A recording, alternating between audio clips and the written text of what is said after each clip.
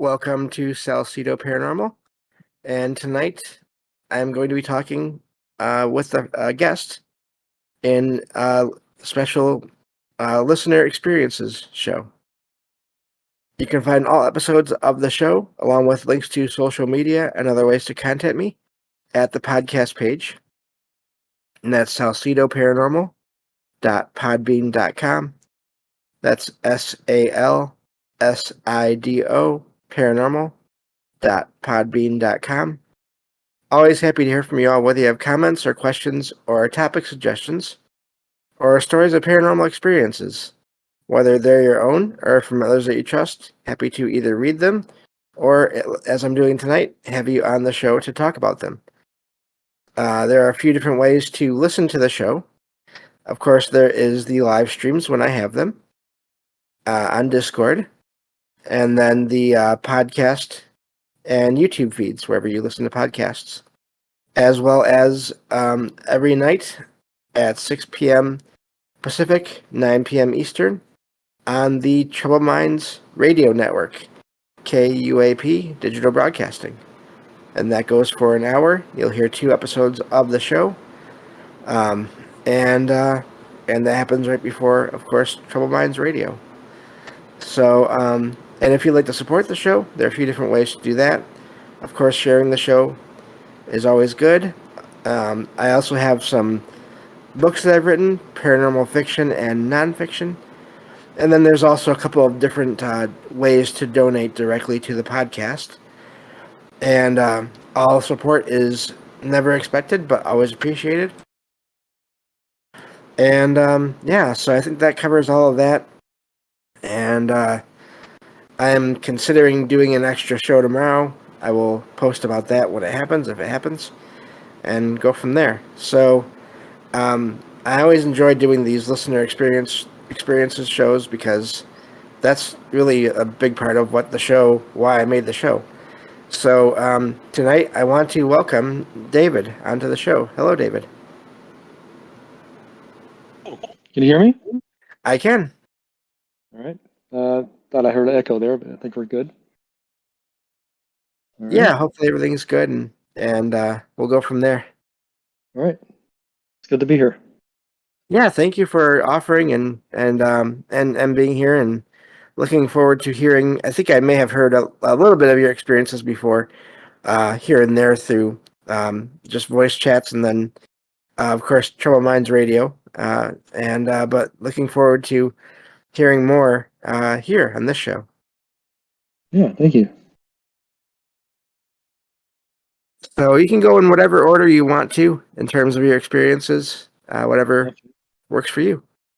All right. Let's see. We can start with we'll start with the strange shadow beings I've seen, and I think I'll start with the creature that crawled across my window when I was about 3 or 4 years old. Oh wow! And let's see. I remember I had this sleeping in this bed bunk.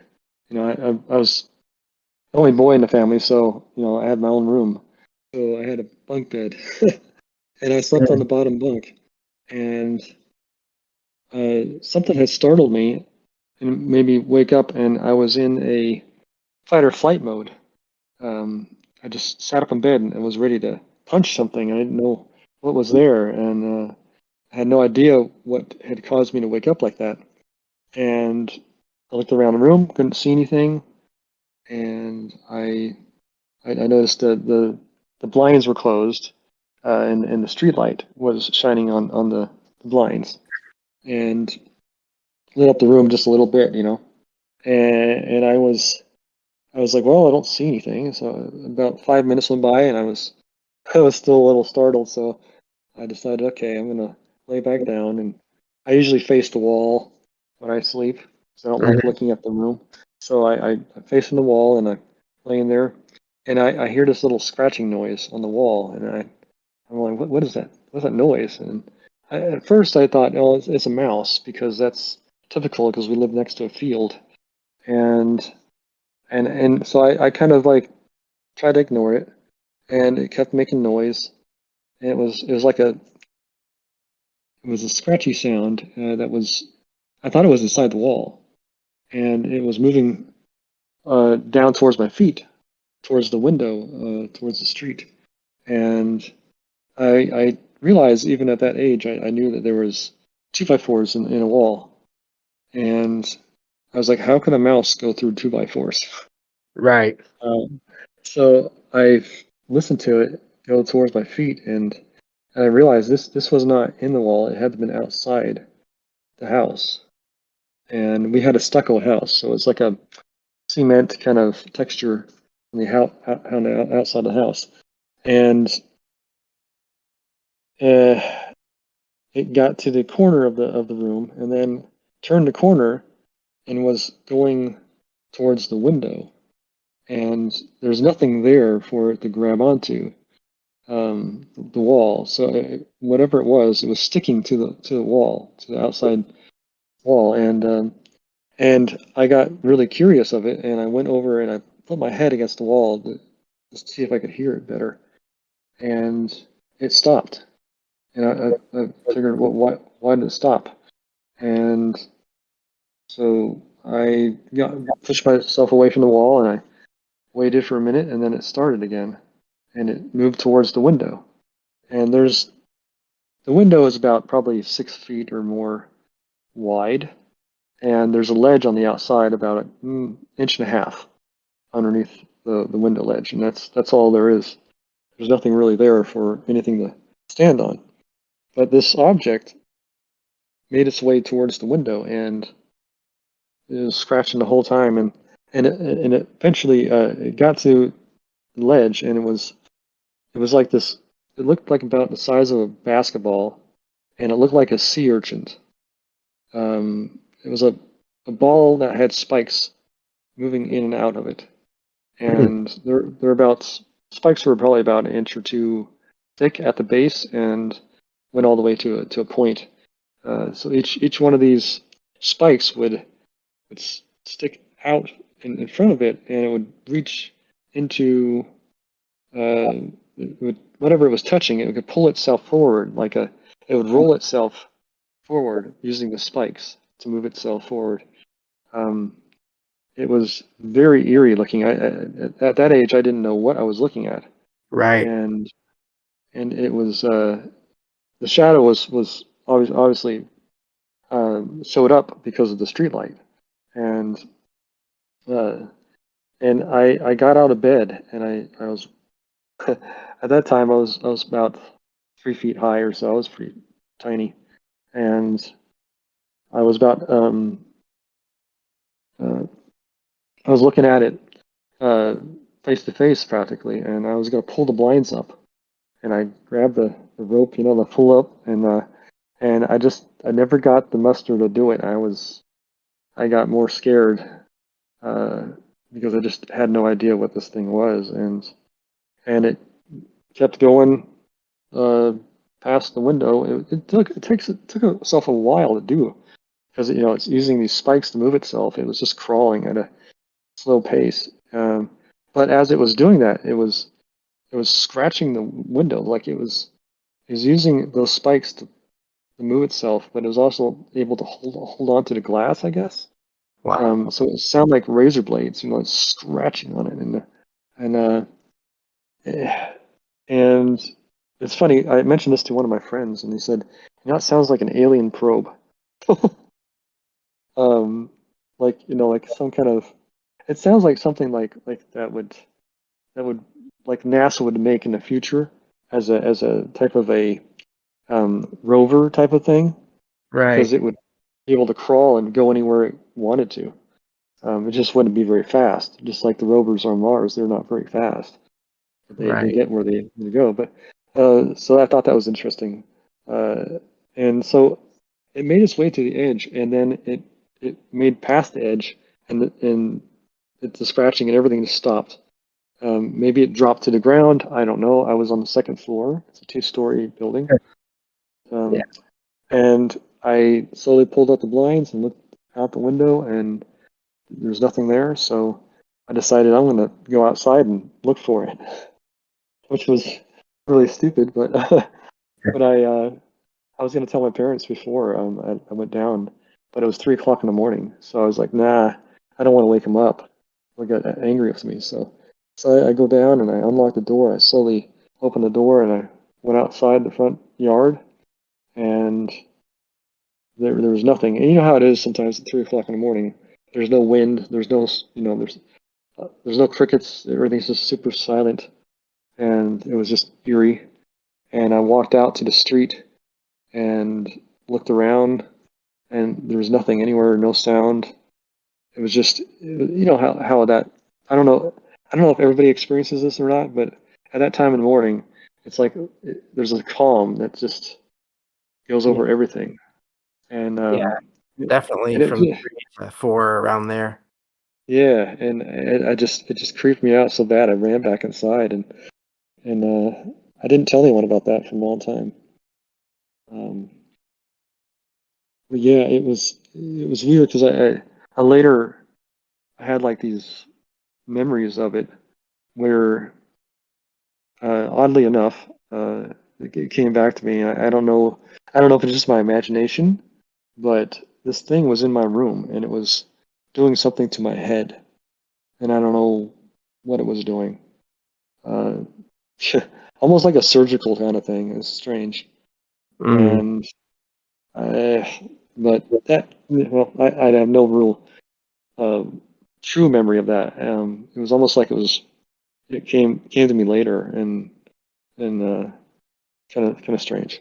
Anyway, so that's that story. Yeah, I was wondering the whole time, was it there for or because of you, or was it not? And I kind of went back and forth as you were telling that story Hmm. because at first, when you said it was right by you, I thought, well, okay, maybe. And then it started going past you, and then it was gone. And Hmm. I started thinking, oh, maybe not then. Maybe it was just going by. But then with those memories, I Hmm. mean, maybe somehow those were blocked at the time, Yeah. and you can only access them years later. Um, Hard to say for sure either way. Yeah. Yeah. It is. Yeah. Um, I could go into the shadow being I saw when I was about 7 years old, Yeah, and and just real quick, that's pretty young to have your first experience. oh Um, yeah, Not uncommon, but still pretty young. yeah, I do say that was probably the first time I ever felt fear. Hmm. Yeah. And that stuck with me, and that kind of like it's almost like as if that was my first paranormal experience of a cryptid or something, Right. and it kind of made the rest of my life go down a track of like curiosity Hmm. of the strange, and yeah. So anyway, um, yeah, the air show. I was at an air show with my parents when I was about 7 years old in California, and we went to this air show, and there was an air hangar.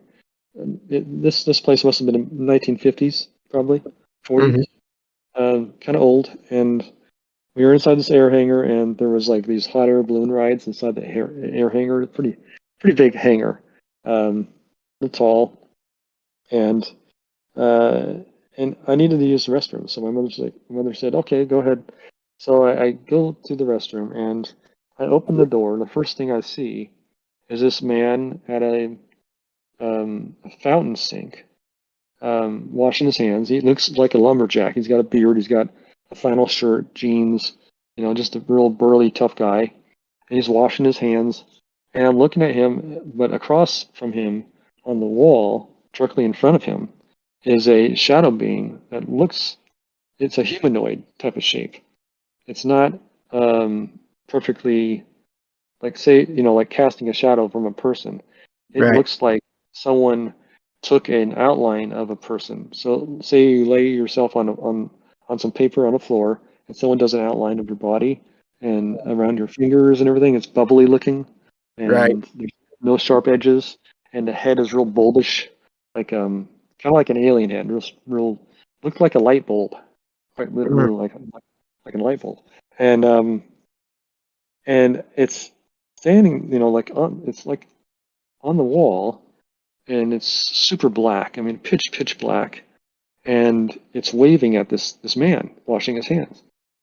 And I'm looking at the shadow, waving at him, and I'm looking at the guy washing his hands. I'm doing triple take, and I'm standing there in the doorway, just stopped, and the guy washing his hands gives me a dirty look because I'm just, looking at him, and he doesn't realize that I can see this thing on the wall waving at him. And after he gave me that dirty look, I kind of decided I better move along. So but in that moment that this happened, where the guy gave me this dirty look, the shadow on the wall noticed that I could see it, and it froze its hand and stopped waving. It just froze, and that's where I was like, wait a second. And I'm like, doesn't anybody else see this? People are just moving in and out of the restroom, and the guy at the sink doesn't act like it was, a big deal. So I don't know if anyone else could see it other than me, because I'm just a kid. I think, well, everybody else must think this is normal or something. Right. And I go, okay, what is this thing on the wall? So I decide to go over to it, and I walk up to it, and it looks like its legs stretched down to the floor and towards the sink, and there's no feet. And the wall. See, the strange thing is that my mind was going, these are fluorescent lights. They don't cast shadows like this. I mean, this thing is a sharp image of a shadow, and my mind's thinking, is this a painting? And I just thought it was waving. Is it paint? Right. So I decide, I'm like, and it's so pitch black, it's so dark that it was like blacker than black. It's very, I've never seen anything like it since. But it looked like you could reach into it and go into an abyss. You know? Yeah. And I thought, what's funny is that I thought, let's test it out here. Like, is the temperature different than the wall? From the shadow. So I'm touching the shadow, and I'm touching the wall, and I didn't feel any difference between temperature. But my mind, I don't know why, my analytic mind, I don't know. I was thinking of all these different things. I was a very creative kid. I took things apart when I was a kid. I was into electronics, and I'd take everything apart and try to figure out how they work. And that's how I was doing this with this object on the wall. I was trying to take it apart and figure it out. And it wouldn't move. It wasn't moving. It was stationary. And I thought, okay, well, no one else is paying attention to this, and I'm making a bigger deal out of it, I guess. So maybe it's just paint, and I just thought it was moving. And so I went about my business in the restroom, and then as I was leaving, the shadow was still there. And as I'm walking out the door, I have this vivid memory, but I don't know if it's almost like an imaginary memory because of how it happened. I saw this shadow spin off into like a vortex and get sucked into it, and like getting sucked into like a whirlpool, and then disappeared. Right as I was walking out the restroom door, and I didn't remember this till later, because what happens is I went and told this story to my parents. I said there was this shadow on the wall, and I was waving at this guy, and I was just, getting all this information to them, and I was just perplexed. And my parents were like, okay, they're listening. And I was trying so hard to understand what I saw that my mother, I was repeating the story, and my mother said, okay, let's not talk about this anymore. Don't talk about it anymore.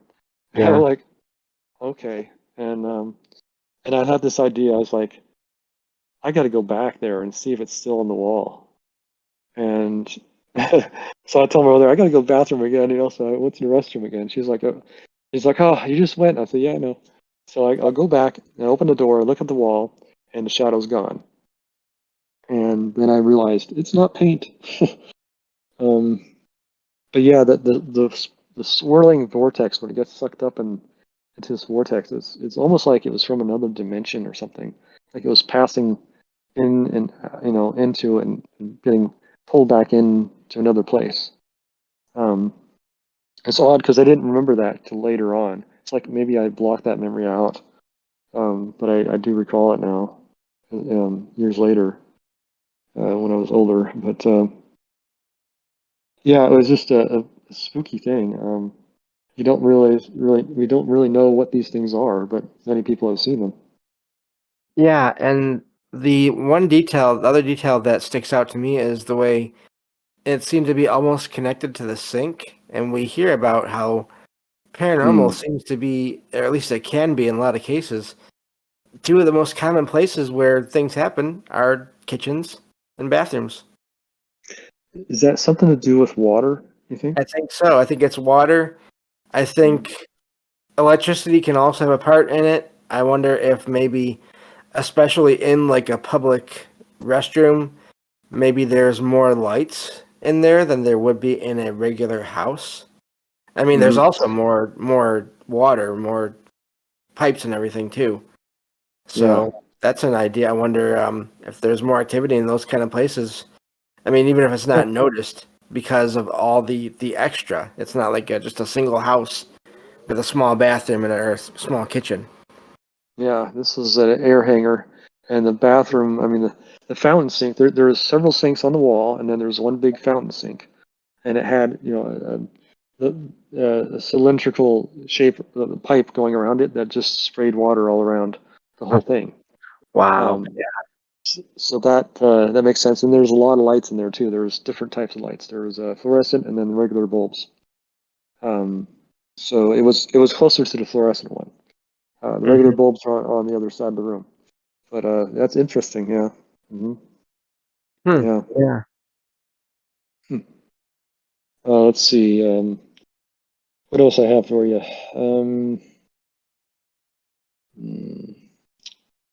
Let's go.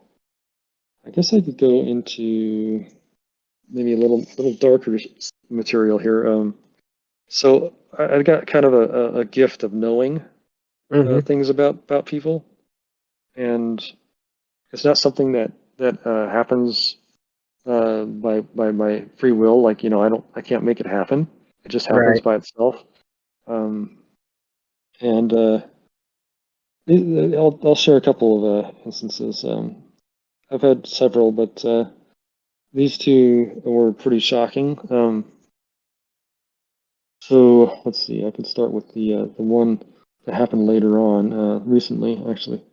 Happened probably 3 years ago, and I was working at a pizzeria, and I'm one, like a delivery driver, and I do several things at this business, and I'm helping with the rolling of the dough for the pizza.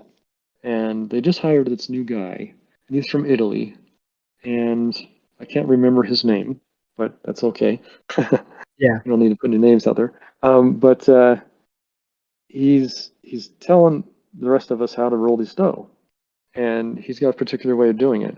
And I've already done it several times, and I know what I'm doing because I've been there for several years. And he didn't like how I was rolling the dough. He did not like it.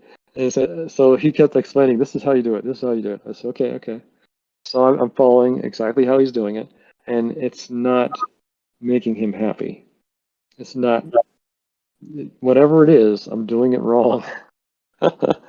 And he got so upset instantly, and I took a step back from him because I felt this energy from him that was it hit me.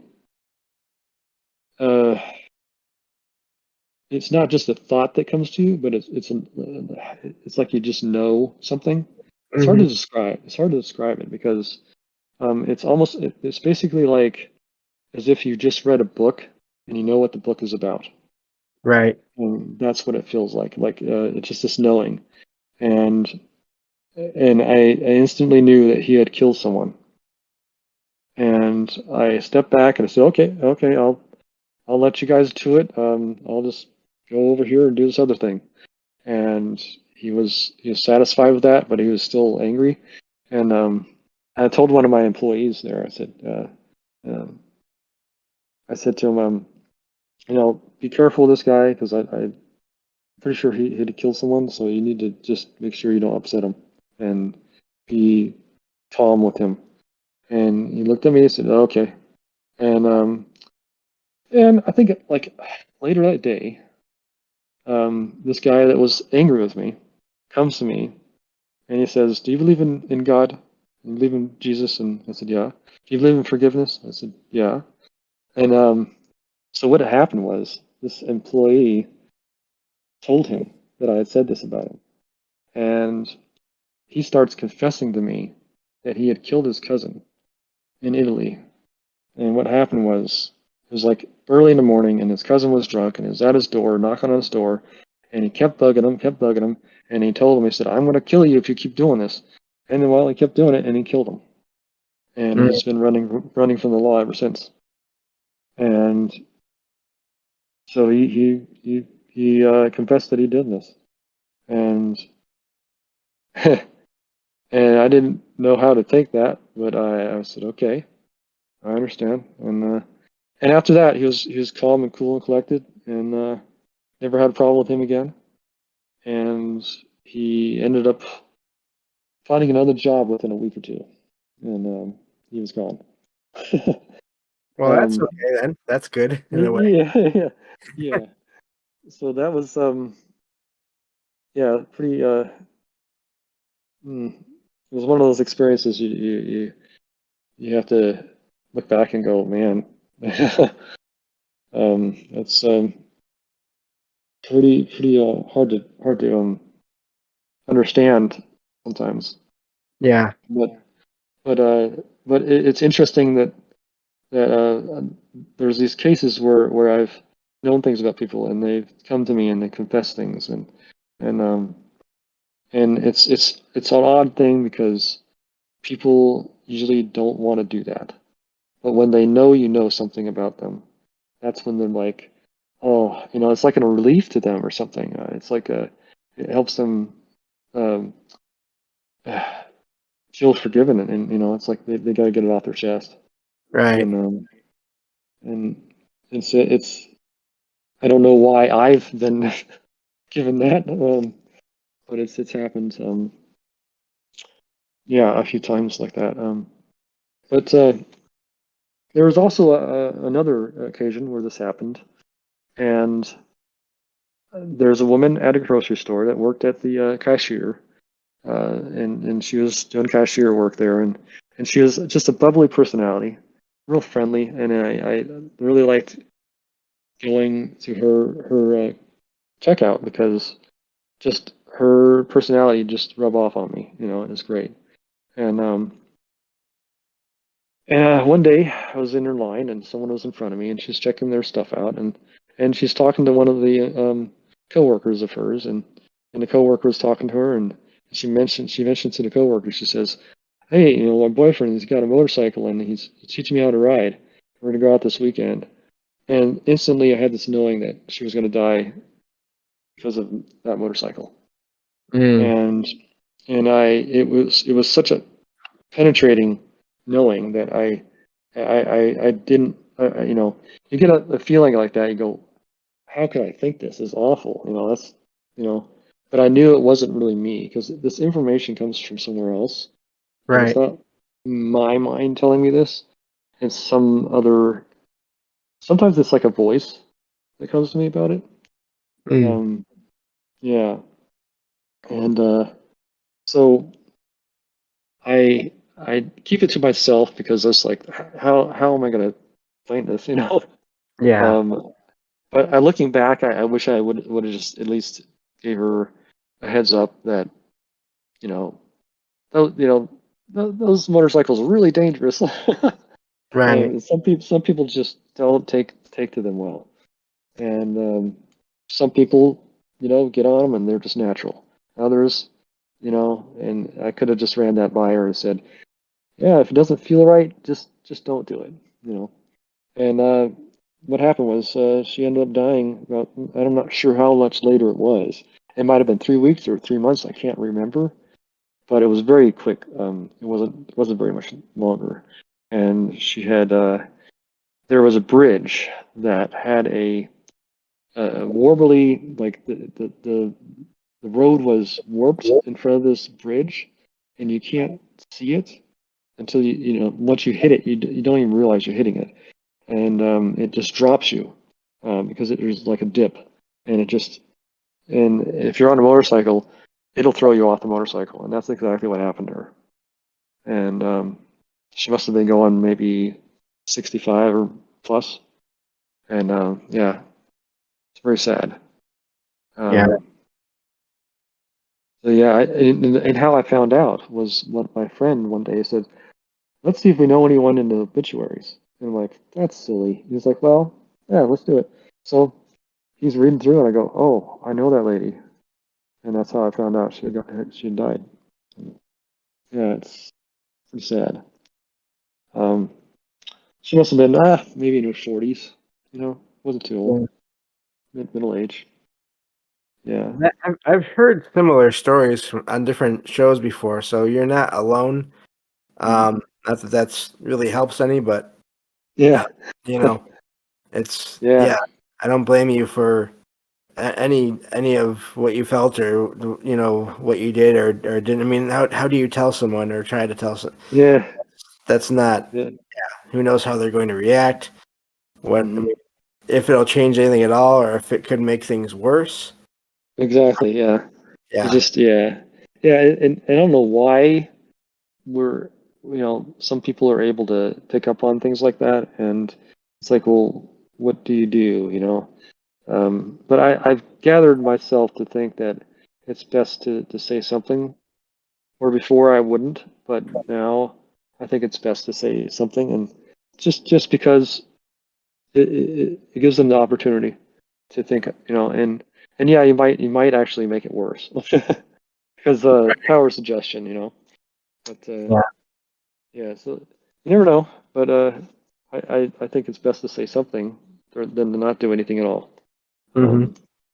But anyway, so those are the dark stuff. That's at least to me it feels it's kind of a gloomy place, knowing things about people like that, and Oh yeah. it's kind of creepy, yeah. um, so let's see. I could talk about some spiritual experiences. Those are fun.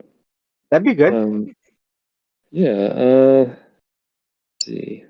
I could actually tell you about one of my siblings, one of my sisters, when she was probably about 9 years old, I think, at the time, and she's at a girls' camp, and it's a church girls' camp, and they're around the campfire and they're singing hymns from the church, and there's probably about 7 or 8 girls there, and then a couple of adults, women, of course, because it's girls' camp, and they're singing, and I'd say 3 of them, including my sister, heard a chorus of angels singing along with them, and it was like 360 degrees of sound coming at them in all angles, and Wow. it was like a huge like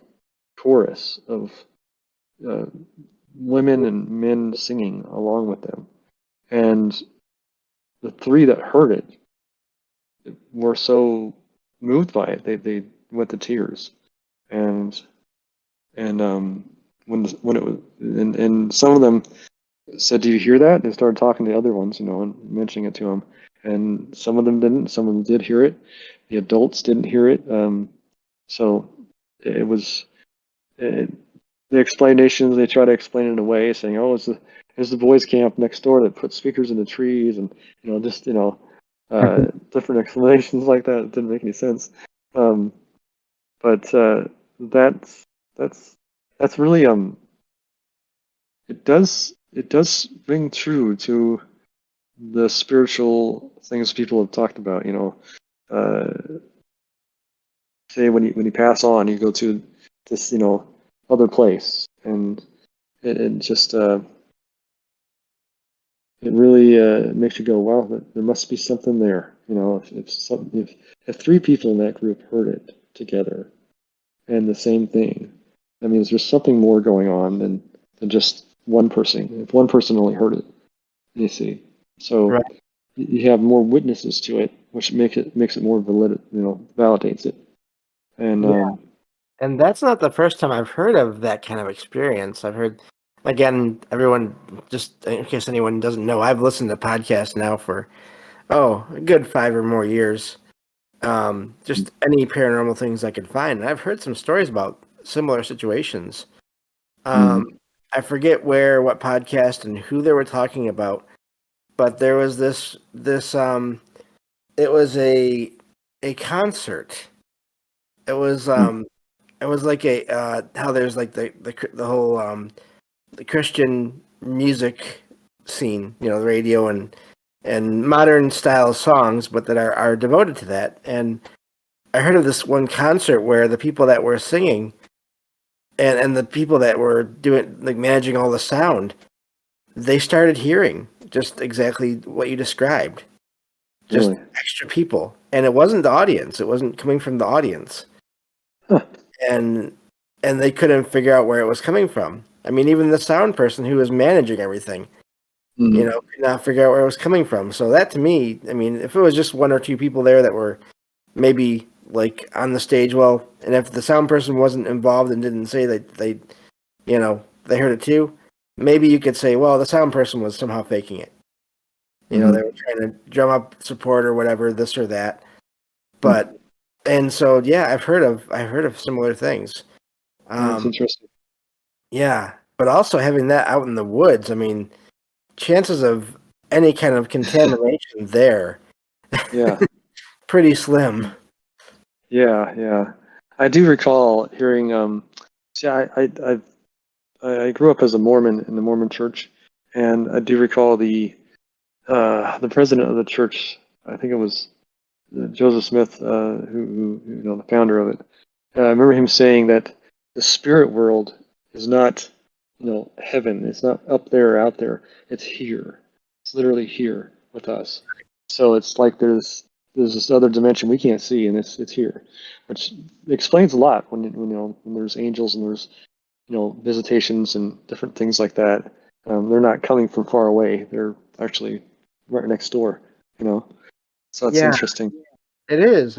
Just on a somewhat kind of related, but not quite the same. Well, I mean, not. I've never heard that before, but you hear Mm, about apparitions in places where people will see spirits or hear spirits, and it's not like your stereotypical horror movie where they're scary or they're afraid or they're sad or they're stuck. They're happy to mhm. be wherever they're at, whether it's a home or a business. They're happy Yeah. there, Mm, and so I've always wondered about that. I mean, it yeah. that whole idea of like a heaven or a positive afterlife. Why couldn't that be here if people wanted it to be here? Why wouldn't you Yeah. be able to stay in a place that that meant a lot in your life? I Mhm. mean, that seems like a form of a good afterlife. Yeah, it's like, why would you leave somewhere that you were comfortable with? Yes, exactly. Yeah. Interesting. Yeah. Yeah. Let's see. I do have one. I think I have one more I could share. Yeah. Um, let's see. I I had an experience with prayer once where it was really shocking because prayer, usually it's like, a lot of people think it's like when you pray to God, a lot of people think, oh, it's wishing, you're wishing for things and stuff like that. But in this experience, I was needing help for someone else, and this other person was my mother. And at this time, she had just put a brand new lawn in her backyard and new sprinkler heads, new sprinkler system, and she had told me the sprinkler head had popped off and it's missing. It was only about an inch in diameter, maybe quarter inch, thick, not very big of a sprinkler head, and it popped off because they come up out of the ground, and when they do, sometimes they eject the sprinkler head, and it comes off. And it doesn't happen often, but sometimes it does. And on this occasion, it did, and wasn't on for almost a week. And what was happening was the lawn was dying because it wasn't getting the water to the right distance. But around where it had popped off, that water was just flooding that area, and it was really tall grass. So finding this little thing, this little sprinkler head was going to be hard to find. And I only had about 20 minutes, and I had to leave for work, and I wouldn't be available to help her for another week. And so the lawn was going to die. So it would be bad to for her to waste that money on this lawn. And anyway, so yeah, more stress. I mean, it wouldn't be good for. That's just real quick. That's something I think maybe people don't always think of when it comes to reasons to pray or to want things to be worked out for people is the stress of the situation, which can be detrimental to people's health. So I don't blame you for wanting to figure that out. Yeah. So what I had done is I spent 15 minutes trying to find this sprinkler head, and I just could not find it, and it was just it was really upsetting me. I was like, okay, I've done all I can. I've got to go. I got to go to work. I'm not going to be able to find this. So I do remember being told as a child, growing up in this church saying, you do all you can, and then you pray and ask God to help you, because you've done everything you can. Now you need to ask for help. And so that's what I did. I said, okay, I'll pray. And I said, okay, I said, I can't find this. I'm looking through this for my mother, and I need to find it, and guide it to me, guide me to it, and, just let me know where to go. And I closed the prayer, and I just stood there listening and waiting. And something told me, go pick up the garden hose.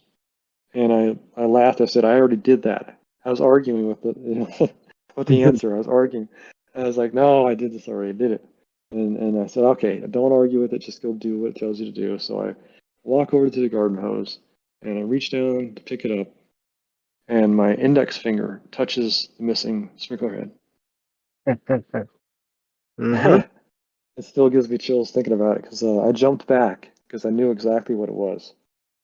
I couldn't see it because it's in deep grass, but my index finger, my pointer finger touched it, and perfectly, like I was directly guided to it, just like I had asked. And it was creepy to me as well, because it was such a direct, line of, answering. So that was something that's stuck with me ever since. Yeah. So whenever you're in a situation where you've done everything you can, I think God is more like a consciousness kind of thing, and you connect with that, and you get help, from who knows where. If that's God, then that's great, and there's nothing wrong with it. So yeah, I think that's all I have for you. I tried to jot all these notes down and come up with some stuff I've experienced, and yeah. Yeah, no, that's amazing. Yeah, thank you for like I said, wanting to even do this, because I know it isn't always easy, and so I appreciate this. So yeah, yeah. Well, thank you again, and I will. Yeah, This will come out, the next day or so, and looking forward to hearing what everyone thinks. So, thank you for joining me, David. Yeah, you're welcome. You're welcome. And I will talk to you later. Yeah, you have a good night. Thank You you. as well. You as well. All right. Bye-bye. So that is it for tonight's show. And I'll be back for sure on Saturday with more true paranormal stories from the web. I might be back tomorrow. We'll see how things go. But for an extra episode. But either way, this show will come out tomorrow. So thank you all for listening, and I will talk to you all and bring you all more true paranormal stories from the web on the next episode of Salcedo Paranormal. Take care.